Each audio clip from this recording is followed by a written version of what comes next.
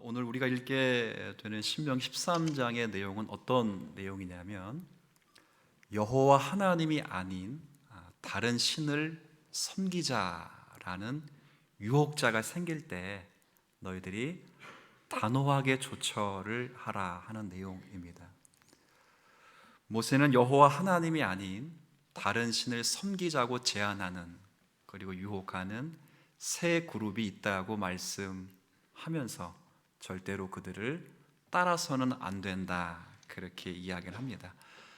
다른 신들을 섬기게 하는 세 그룹은 다름이 아니라 1절에 기록된 대로 선지자나 꿈꾸는 자들이고 6절에 기록된 대로 교제권을 중심으로 해서 아주 가까운 사람들입니다. 그리고 13절에 있는 표현처럼 성읍 사람들을 물들게 하는 불량배입니다. 여기서 불량배는 그냥 우리가 알고 있는 그런 깡패 같은 사람이 아니고 이념과 사상으로 한 지역 사회를 물들게 하는 그런 사람들입니다. 그런 사람들을 어떻게 해야 하는가에 대한 지침들을 주고 있습니다.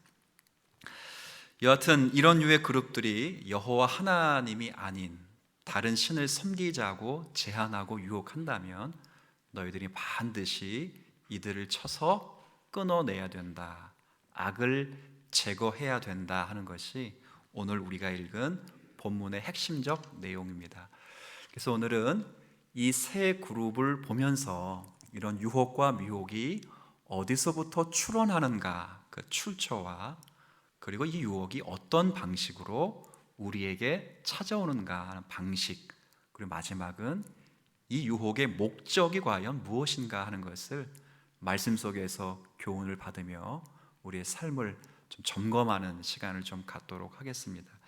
하나님 먼저 유혹이 누구로부터 혹은 어디서부터 시작되는가에 대해서 설명을 주고 있습니다. 결론부터 말씀을 드리면 아주 가까운 곳으로부터, 가까운 사람들로부터 시작한다 이렇게 이야기를 해요. 우리가 읽었던 1절의 말씀 앞부분에 이렇게 되어 있습니다. 너희 중에 이렇게 되어 있어요. 미혹과 유혹은 저 멀리서 오는 게 아니고 우리 중에서 옵니다. 다 같이 하나님을 믿는다고 하는 백성들에게서부터 미혹이 생겨나는 거예요. 우리식으로 말하면 다 같이 예수님을 믿는데 이렇게 예배를 드리고 하나님을 섬긴다고 하는데 다른 하나님을 가르친다, 이제 그 말입니다. 이런 현상을 조금 더 자세하게 설명하는데 6절에 보면 얼마나 가까울 수 있는가라고 할 때 너희 중에 뿐 아니라 6절에는 더 가까운 대상들이 언급되죠. 내 어머니의 아들, 그러니까 형제, 그리고 너희들의 자녀 뿐만 아니라 너희 품의 아내, 그리고 너와 생명을 함께 나누는 친구가 너희를 가만히 꿰일지라도, 굉장히 가까운 겁니다. 우리를 미혹하는 존재들이 매우 가깝고 친밀한 사람들이라 하는 것을 가르치는 거예요. 죄의 유혹과 우리를 현혹시키는 미혹은 멀리서 오는 게 아닙니다. 여러분, 아담이 누구로부터 넘어졌는지를 잘 아시죠? 살 중에 살이요 뼈 중에 뼈인 자기 아내 하와로부터 넘어졌습니다. 예수님이 누구로부터 배신당하셨는지 잘 아시죠? 3년 동안 동고동락했던 제자로부터 버림받고 배신을 당합니다. 전혀 모르는 사람에게서부터 유혹은 발생하는 것이 아닙니다.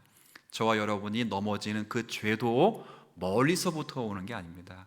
우리의 약함, 가까운 데서부터 옵니다.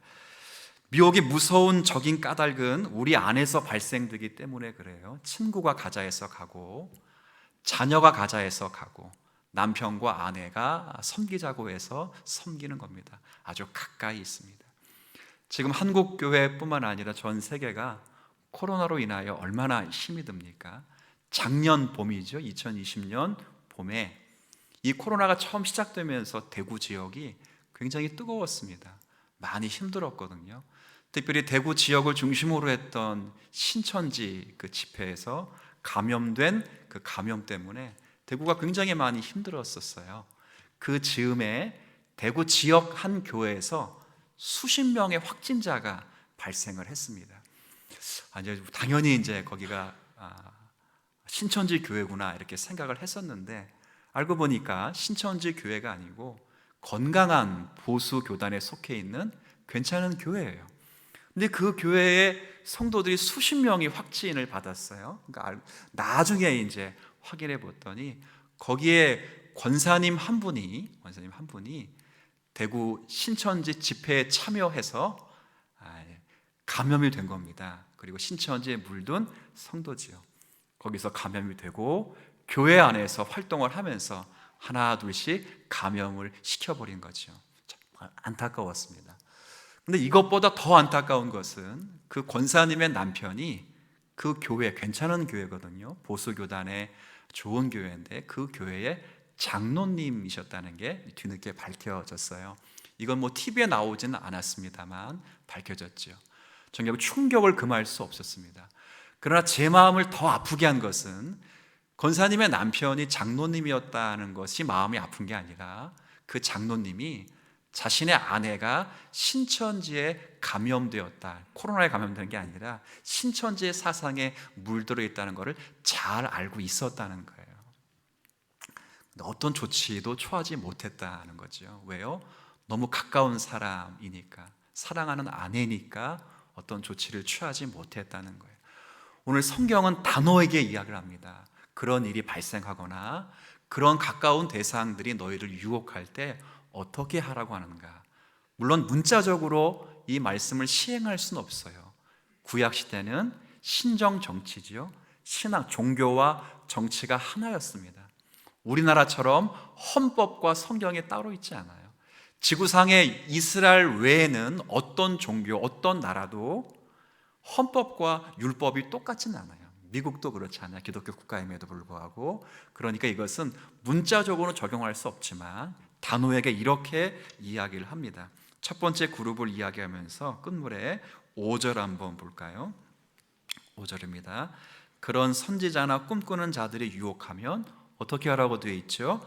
죽여라 라고 되어 있습니다. 두 번째 그룹, 가족과 지인을 중심으로 해서 유혹하는 대상들이 있다면, 자, 한번 8절을 제가 또 읽지요. 너는 그들을 따르지 말며 듣지 말며 긍휼히 여기지 말며 애석히 여기지 말며 덮어 숨기지 말고 너는 용서 없이 그를 뭐라고 또 되어 있어요? 죽이되, 이렇게 되어 있습니다. 세 번째 그룹 불량배가 성읍을 사상적으로 감염시켰다면 15절입니다. 너는 마땅히 그 성읍 주민을 칼날로 죽이고 그 성읍과 그 가운데 거주하는 모든 것과 그 가축을 칼날로 진멸하라, 이렇게 되어 있죠.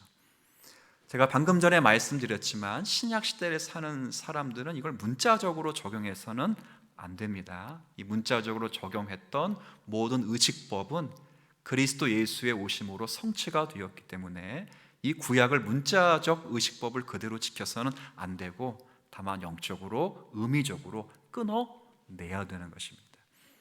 바울 사도의 표현처럼 저를 육신으로는 멸하나 영으로는 주 예수의 날에 살게 하려 함이라 라는 마음으로 철저하게 관계를 끊어내야 되는 거예요. 근데 방금 전에 소개했던 그 장로님은 사랑하는 아내였기 때문에 끊어내지를 못한 거예요. 제가 오늘 말씀드리고 싶은 것은 유혹과 미혹은 멀리서 오지 않습니다.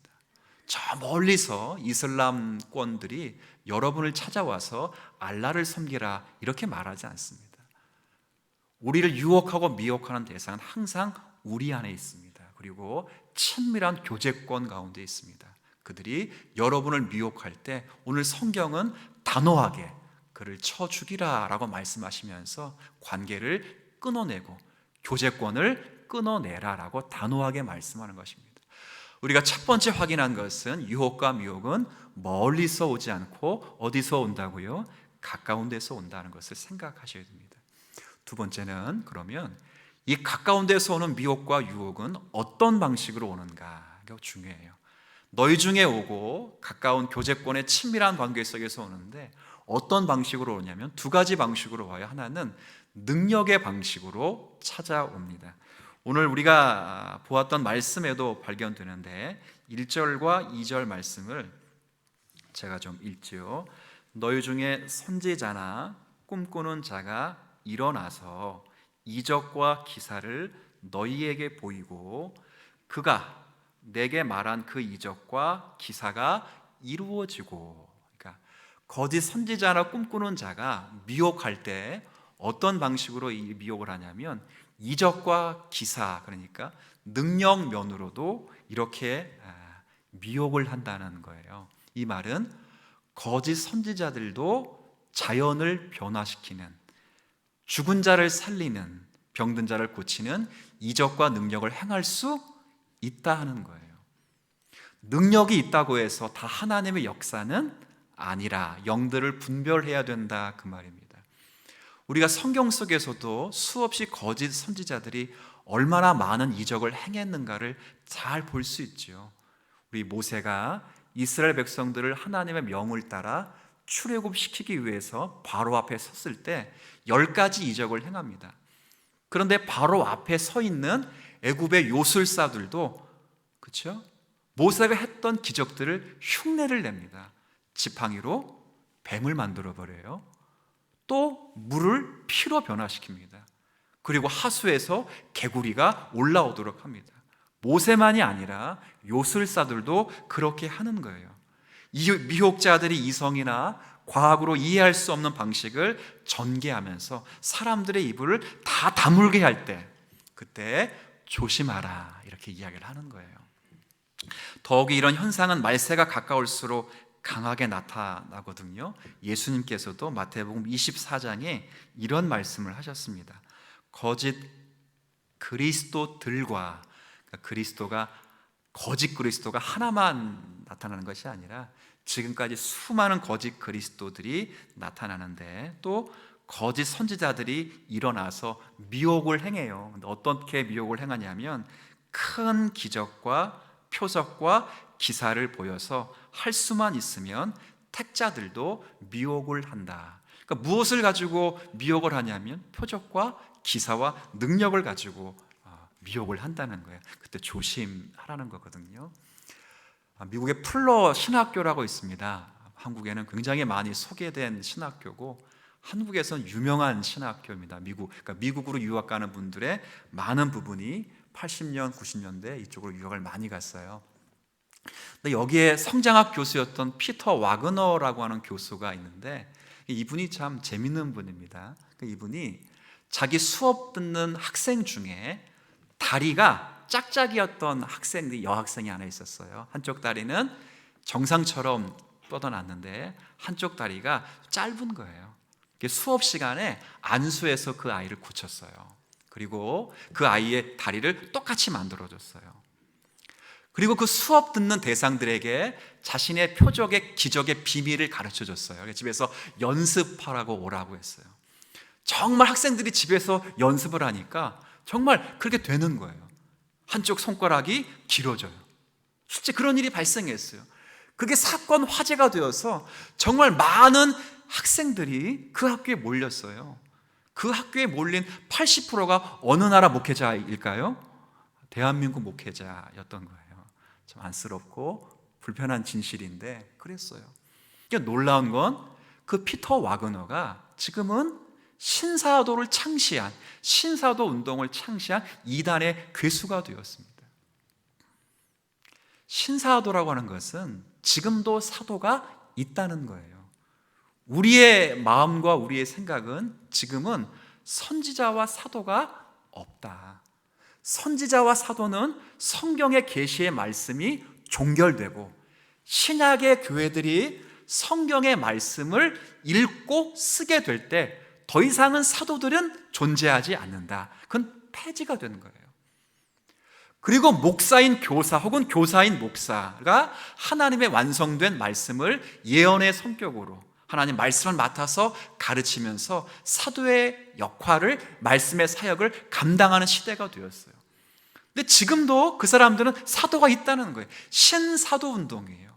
한국 교회에 지금 정말 센세이션한 그런 혁명적인 일들이 발생해서 사람들이 많이 가요.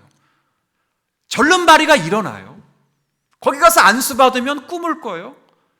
사업이 안 되는 사람이 등록하면 사업이 잘 돼요. 굉장히 신비롭게 듣는데 주소 알려드릴까요? 그래요? 그런데 잘 들어보면 하나님이 아닌 하나님을 말해요. 우리가 보편적으로 믿고 있는 하나님이 아닌 다른 하나님을 말해요. 조금 이따 설명드릴게요. 기적 있고 능력이 있다고 다 하나님의 역사는 아니에요. 우리는 계시의 종결성을 믿어요. 하나님의 말씀이 성경으로 완성되고 나서는 하나님은 자신의 뜻과 구원을 알리기 위해서 어떤 방법으로 더 이상은 말씀하지 않으시고 성경을 통해서 성령이 성경을 밝히 비추어서 지금도 살아계신 하나님의 구원 역사와 당신의 뜻을 지금도 교회의 목사를 통해서 말씀하시는 줄 믿으시길 바랍니다. 근데 그들은 그걸 믿지 않아요. 자신들이 사도이기 때문에 지금도 하나님이 직접 나에게 말씀하는 거예요. 성경을 존중히 여기지 않아요. 그러나 표적과 기적이 일어나요. 은리가 금리로 바뀌어요. 물론 예배 시간에만 바뀌어요. 신기하게. 저도 봤어요. 은리가 금리로 바뀌어요. 한쪽 팔 굽은 사람이 펴져요. 근데 집에서는 다시 돌아와요. 또 신기하게. 놀라운 일이 발생해요. 나중에 가나안에 들어가서 이런 일을 발생시키는 정말 인간의 이성으로 과학으로 설명되지 않는 일들이 일어난다고 해서 절대 놀라지 말라는 거예요. 거짓 선지자들도 그런 일이 일어난다. 우리는 한번 따라해 볼까요? 기적 종교가 아니라 계시 종교다. 우리 계시 종교예요. 우리 계시의 충족성을 믿어요. 완전성을 믿어요. 하나님 지금도 말씀으로 역사함을 믿어요. 히브리서 1장 1, 2절 말씀 한번 읽어볼까요? 자, 같이 한번 읽어보시겠습니다. 시작. 옛적에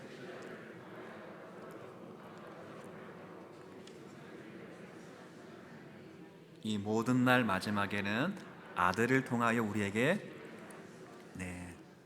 자, 신약과 구약이 나타났죠. 이 모든 옛적의 구약, 이 모든 날 마지막에 신약, 때는 딱 둘이에요. 근데 구약과 신약에도 하나님은 다 말씀하시는 하나님이에요. 구약에도 말씀하셨고 지금도 말씀하셔요.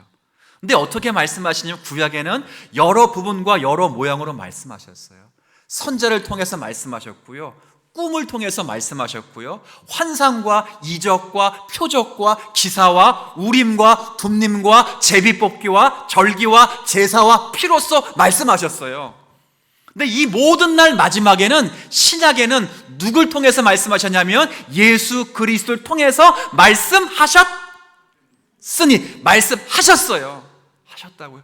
예수님의 오심, 예수님의 사심, 예수님의 죽으심, 예수님의 부활하심, 예수님의 승천하심, 예수님의 다시 오심, 지금도 예수님이 살아계신 교회를 중보하시고 다스리시고 성령 가운데 통치하신다는 그 사실, 그것이 기록된 성경으로 하나님은 말씀하셨고 지금도 성경으로 우리에게 말씀하시는 줄 믿으시길 바랍니다. 옛날에 말씀하신 방정은 이 표적과 이적이에요. 거기에 현혹하면 안 돼요. 우리 영을 분별해야 돼요. 표적과 기적이 있어요. 어떤 목사가 죽은 자를 일으켰어요. 근데 그 목적이 성경을 더 잘 읽게 하고 성경 속에 계시된 하나님과 예수 그리스도를 알게 하고 그리고 예수 그리스도의 성품을 덧입어 가던 것에 목적을 두지 않고 영광과 소원의 성취가 목적이 되면 그런 일들은 가차없이 제거하고 죽이라 이렇게 되어 있어요. 능력과 이적이 발설된다고 해서 그게 다 하나님 역사는 아니다는 것을 꼭 명심하세요. 명심하시라고. 두 번째는 유혹과 미혹은 은밀한 방식으로 옵니다. 오늘 6절 말씀을 방금 전에 한번 제가 읽어드렸는데 다시 한번 읽어보지요. 6절입니다. 6절에 보면 내 어머니 아들 곧 내 형제나 내 자녀나 내 품의 아내나 너와 생명을 함께하는 친구가 너를 어떻게 꾀다고 돼 있죠? 가만히 꾀, 가만히. 가까운 곳에서 오는 아주 미혹자들과 유혹자들이 쓰는 방법이 첫 번째 능력과 이적적인 방법이었다면 두 번째 방법은 가까이 은밀해요. 은닉성이에요. 은닉성. 우리 아이들을 키워가면 아이들이 궁금해하는 거 있잖아요. 그건 아빠만의 비밀. 그럼 막 죽을라 그래요. 막 죽을라. 알고 싶어가지고. 이건 우리들만의 비밀. 얼마나 비밀 많아요. 요한계시록의 비밀. 그렇죠? 요즘 가장 핫한 것 11조의 비밀. 그렇죠? 또 집에 가서 유튜브 켜놓고 보지 마시고 제가 11조를 가르친 다음에 보세요. 그 유튜버는 어차피 헌금하기 싫었는데 11조가 성경적 원리에서 나온 것이 아니라 목사를 배불리기 위해서 한국교회에서 만든 거다, 그렇게 이야기하는 거예요. 기독교인들이 300만이 넘게 봤어요. 그걸 막 또 좋다 다 아멘 하고 막 클릭하고 봐요. 모든 의식법은 예수님이 오시고 다 폐지가 되었는데 왜 11조만큼은 폐지가 안 됐나요? 막 그렇게 물어요. 막 묻고 다 강의를 하는데 정말 재밌어요. 또 이렇게 하니까 또 읽으실 것 같은데요. 볼 것 같은데 제가 11조 강의를 하면 그때서 보세요. 뭐가 잘못됐는지. 비밀, 그러니까 보는 거예요. 666의 비밀, 별거 없거든요. 그렇게 찾아오는 거예요. 이것이 초대교회 성도들을 유혹하는 방법이었습니다. 갈라디아 교회에 침입한 이단자들이 어떻게 침입했는지 갈라디아서 2장 4절의 말씀을 제가 읽어드리지요. 이는 가만히 들어온 거짓 형제들 때문이다. 그러니까 갈라디아 교회 성도들이 바울이 전해준 바른 복음에서 떠나서 속히 떠났거든요. 속히 떠나서 바울이 주지 않은 다른 복음이에요. 복음은 복음에 예수를 말하고 예수 믿어 구원을 받는다가 말하는데 바울이 전해준 방식으로 믿지 않고 예수를 다른 방식으로 믿는 이단자들이 들어왔어요. 어떻게 들어왔다고요? 가만히 들어왔어요. 가만히 들어와서 들어온 것은 그리스도 예수 안에서 우리가 가진 자유를 엿보고 우리를 종으로 삼고자 함이로되. 가만히 오죠. 교회에도 이단자들이요 시끄럽게 떠들고 않아요.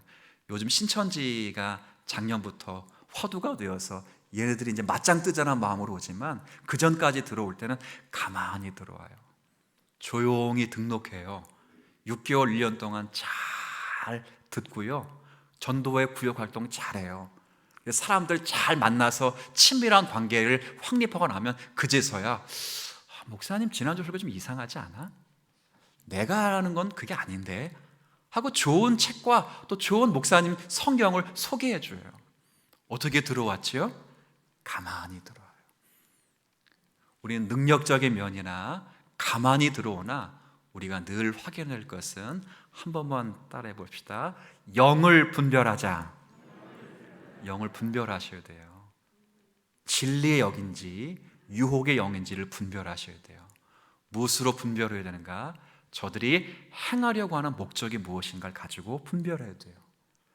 정말 생명을 얻게 하고 그 생명을 풍성하게 하는지, 성경에서 말씀하시는 하나님을 가르치는지, 그 가르침이 성경을 더 사랑하게 하고 성경 속에서 말씀하신 하나님과 그리스도를 깊이 알아가게 하고 그 아는 목적 속에서 정말 하나님과 그리스도의 성품을 담도록 하는 것인지, 아니면 그 이적과 기적과 미혹 자체가 기존의 교회의 나쁜 것을 보게 하거나 아니면 그것을 가르치는 자의 영광과 개인의 목적을 위한 것이라면 그건 반드시 분별하고 그것이 거짓의 영이라 하는 것을 우리가 알고 있어야 됩니다. 이 사실만 아는 것도 굉장히 중요합니다.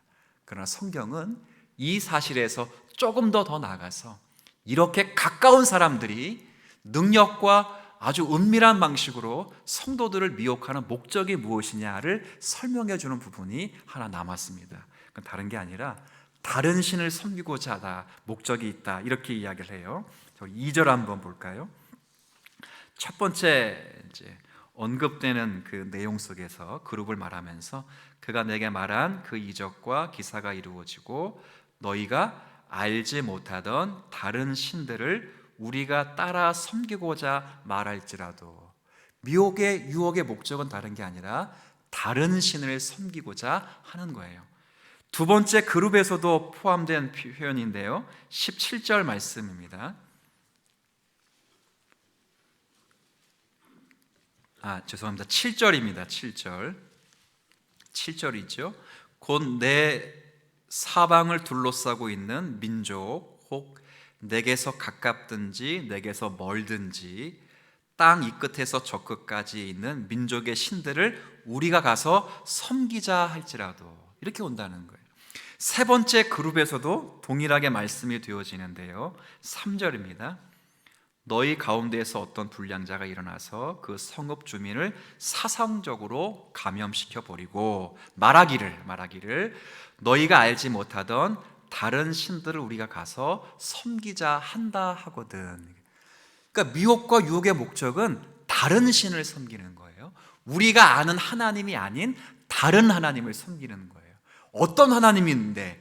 5절 볼까요? 5절의 말씀에 잘 표현되어 있는데요, 제가 다시 읽겠습니다. 그런 선지자나 꿈꾸는 자는 죽이라. 이는, 그 다음 보세요, 그가 너희에게 너희를 애굽 땅에서 인도하여 내시며 종 되었던 집에서 속량하신 너희의 하나님 여호와를 배반하게 하려 함이라. 아까는 다른 신을 섬기려 함이라는 목적이었는데 여기는 하나님을 배반케 하는 거예요. 무슨 말이냐면 우리가 알고 있는 죄와 허물에서 우리를 구원하신 그 하나님이 아니라, 하나님은 하나님인데 내 소원을 성취해 주신 하나님, 돈을 잘 벌게 해주시는 하나님, 내 자녀를 출세시켜 주시는 하나님, 성공과 행복과 소망을 안겨주는 그런 하나님을 믿자고 말할 때 가차없이 제거해버리라, 그런 거겁니다. 그러니까 결국 다른 신을 따르고자 하나님을 배반하는 것은 사람이 자기를 목적하는 것을 가지고 있기 때문입니다. 오늘 우리 시대에서 이렇게 보면 우리를 가까이서 미혹하는, 미혹의 대상자들이 미혹하는 주된 목적은 사실은 하나님을 안 믿자는 게 아니에요. 하나님을 믿기를 믿는데 5절에 있는 말씀처럼 너희를 종 되었던 애굽 땅에서 건져내신 하나님이 아니라, 하나님은 하나님인데 다른 하나님을 만들어 놓은 거예요. 성공 종교, 행복 종교, 출세 종교, 사업을 성공시키는 하나님, 병을 낫게 하는 하나님, 그거로 전락시켰다는 거예요. 물론 성공과 축복과 복이, 그것이 기독교 안에 없다는 건 아니에요. 저도요, 성도님들 기도할 때마다 이런 기도 정말 많이 합니다. 하나님, 저분의 영혼이 잘됨 같이 범사가 잘 되는 은혜를 내려 주옵소서 기도해요. 그리고 하나님, 저 성도님 사업장과 가정을 축복해 주셔서 저들이 손으로 수고하는 대로 먹게 하여 주옵소서 기도해요. 제가 이 교회에 처음 부임할 때부터 지금까지 사업장을 위해 기도할 때마다 항상 기도했어요. 하나님, 수고한 대로 먹게 하여 주옵소서. 근데 놀라운 것은 10년 전에는 아무도 아멘을 안 했어요. 아무도. 사업장에 가가지고 주님, 수고한 대로 먹게 하여 주옵소서, 이렇게 기도하니까 아멘을 안 하더라고요. 아마 이렇게 기도했으면 아멘을 했을 거예요. 주님, 누르고 흔들어 넘치도록 채워 주옵소서, 그러면 아멘 했을 거예요. 근데 지금은 제가 사업장 가가지고 주님, 참 힘들어요, 성경의 원리대로 수고한 대로 먹게 해 주옵소서, 그러면 아멘 거예요. 아멘. 그 기도해요. 근데 이때라도 중요하게 생각해야 될 것은요, 종교와 기독교는 그렇다고 해서 그것이 목적이 아니라는 걸 기억하셔야 돼요. 성경이 기독교가 성공의 종교, 행복의 종교, 출세의 종교라고 말한 적은 없어요. 성경은 오히려 믿음을 갖고 있기 때문에, 혹은 믿음 때문에 실패하고 쓰러질 수도 있다, 그렇게 이야기를 합니다. 우리가 오늘부터 이 역대하 말씀을 매일 한 장씩 읽게 되거든요. 거기 보면 역대하 기록된 유다 왕들 가운데 참 선한 왕들이 더러더러 있었어요. 북이스라엘 왕은 선한 왕이라고는 눈 씻고 찾아봐도 단 한 명도 없었는데, 그럼에도 불구하고 남유다 왕국은 하나님께서 그리스도를 통해서 세우실 왕국의 특성들을 계시할 목적으로 선한 왕들을 내주셨어요.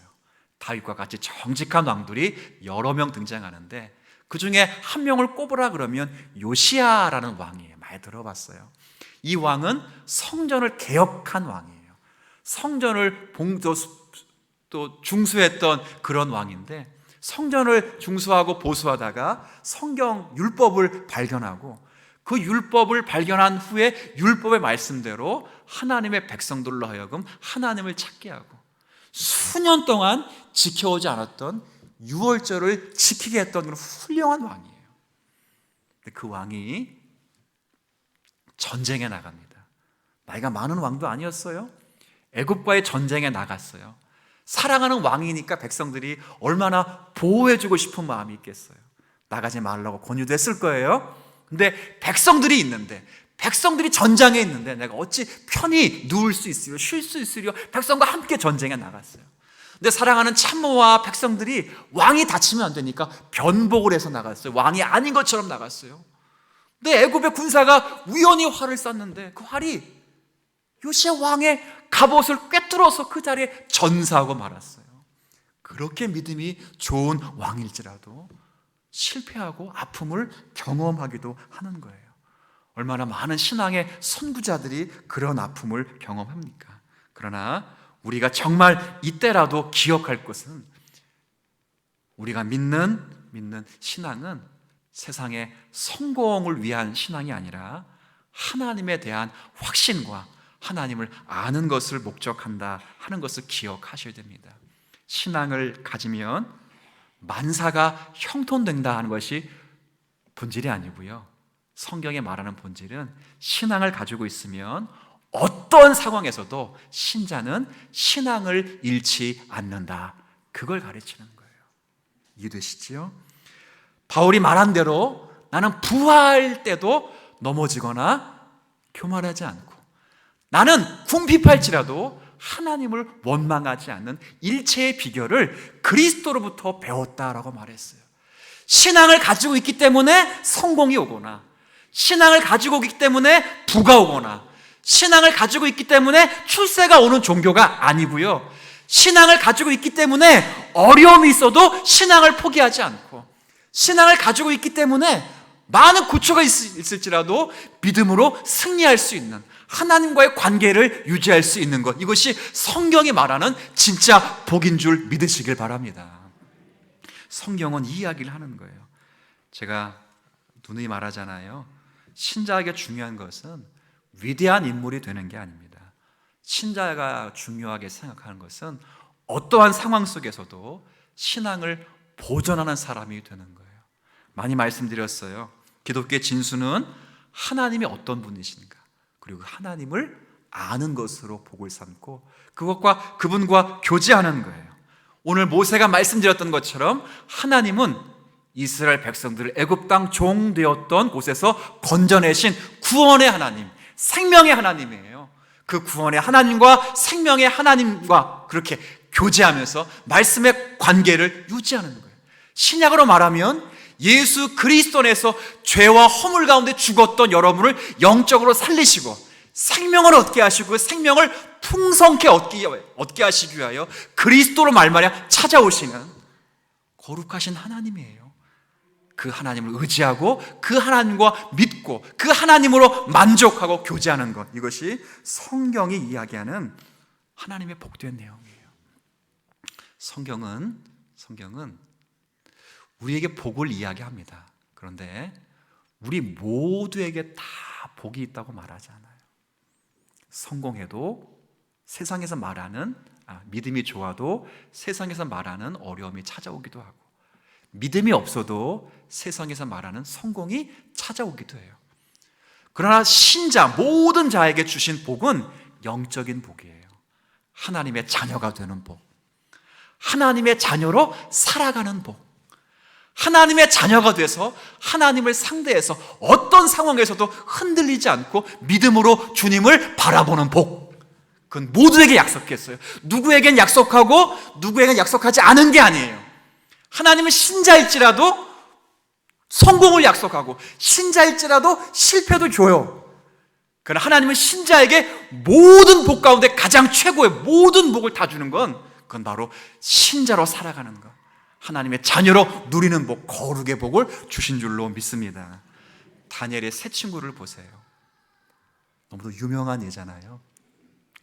바벨론의 사람들이 다니엘을 친구들을 협박합니다. 바벨론 신상에게 절을 하라. 바벨론 왕에게 무릎을 꿇어라. 그러면 살려주겠다. 그때 다니엘의 세 친구가 뭐라고 말합니까? 아주 멋있는 말 하죠.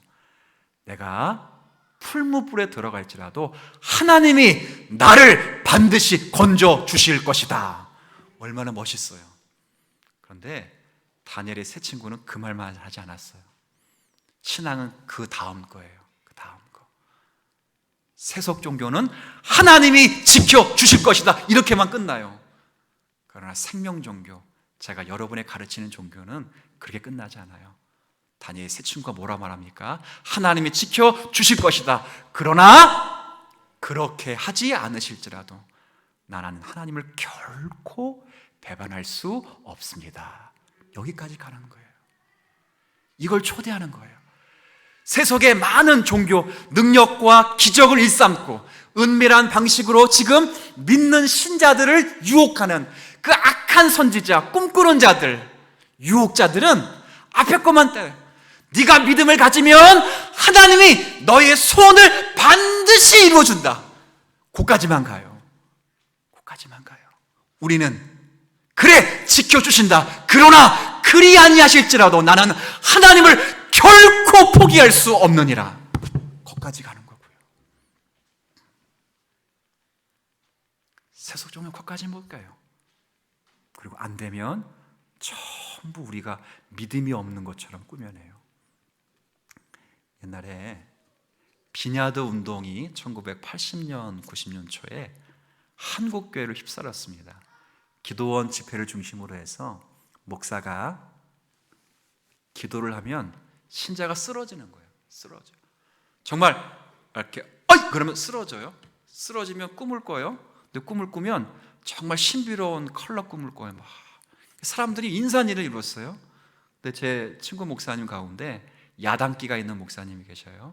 이분은 정치적 야당, 뭐 여당 이게 아니고 약간 비성경적인 게 있으면 끝까지 그냥 이분이 부사역자 때 담임 목사님 지시를 받고 성도들을 데리고 기도원에 가서 비냐드 운동 집회에 참여했어요. 다 쓰러져요. 근데 그 인도하는 강사가 이 전도사를 나오라고 해서 전도사에게 안수를 했어요. 근데 이 전도사는 안 쓰러지는 거야. 그 목사가 계속 누르는데 전도사는 오히려 더 그냥 머리를 막 집어 넣었어요. 그러니까 안 쓰러지니까 강사가 뭐라 하냐면 예, 아직 믿음이 부족합니다. 믿음은 더 키우고 오세요. 이렇게 끝나버리는 거예요. 사기꾼 같은 이라고. 쓰러져서 뭐 하려고요? 우리가 믿는 기독교는 생명 종교입니다. 그런 것으로 현혹되는 것이 아닙니다. 하나님과 더 가까이 하고 영적인 부유함을 누리는 거예요. 고난 중에서도 우리를 지키시고 아버지가 되시며 하나님이 되심을 어떤 상황 속에서도 인정하고 고백하게 만드는 거예요.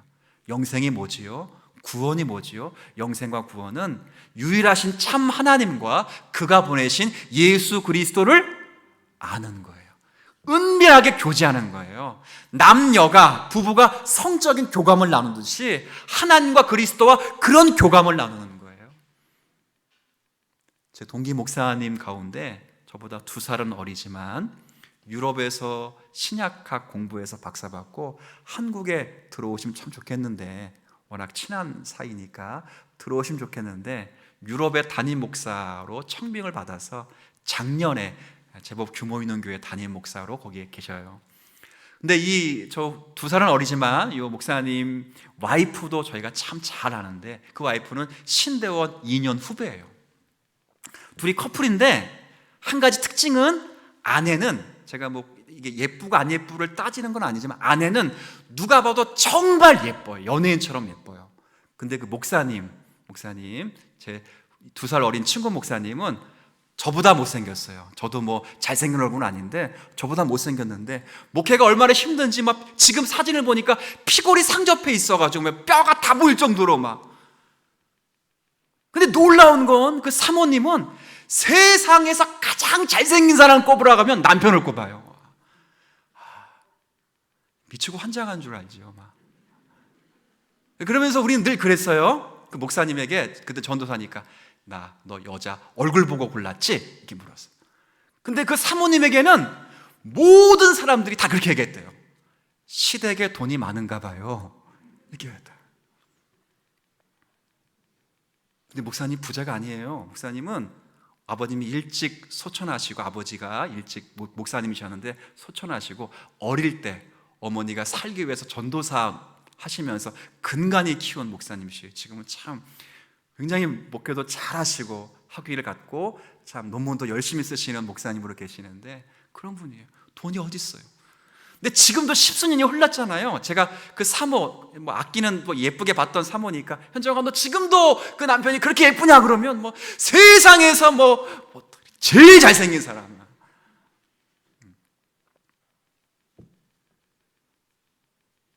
영생은 그런 거예요.